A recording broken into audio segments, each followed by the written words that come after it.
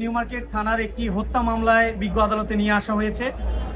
আপনারা জানেন যে এই ঘটনাটি ঘটেছে বিগত 19/7/2024 তারিখ।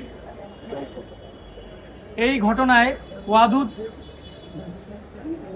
আব্দুল ওয়াদুদ একজন দোকানের কর্মচারী, যথারীতি প্রতিদিনের কার্যক্রম সেরে উনি ওনার নিজ দোকান বন্ধ করে এই ব্যবসায়ী আব্দুল ওয়াদুদ উনি বাড়ি যাচ্ছিলেন। ঠিক সেই সময় যারা ছাত্র জনতাকে প্রতিহতের ঘোষণা দিয়েছিলেন, স্বৈরাচারের দোসরের অন্যতম একজন চিহ্নিত অপরাধী আসামি হত্যাকারী মশিউর রহমানকে গ্রেপ্তার করে নিয়ে আসা হয়েছে।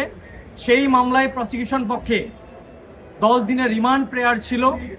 বিজ্ঞ আদালত সন্তুষ্ট হয়ে এই মশিউর রহমানের বিরুদ্ধে যে কারণে তারা গুলি চালিয়েছিলেন, যে কারণে পরিকল্পিতভাবে হত্যাযজ্ঞ চালিয়েছেন, ছাত্র জনতাকে গুলি করে এই আব্দুল ওয়াদুদকে ঘটনাস্থলে গুলি করে নিহত করেছেন, তার এই রিমান্ডের ব্যাপারে মামলার এফআইআর এর বর্ণনা, ফরওয়ার্ডিংয়ের বর্ণনা অনুযায়ী এই মামলায় মশিউর রহমান একজন এজাহার নামীয় 24 নং আসামি।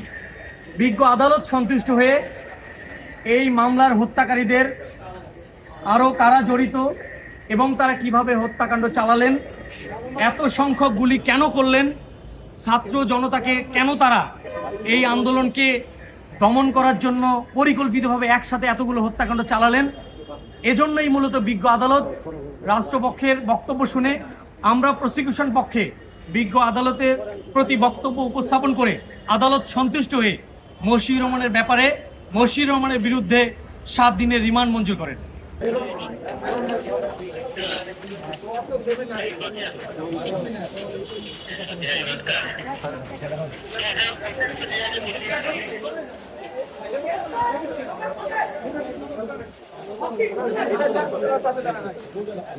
একটু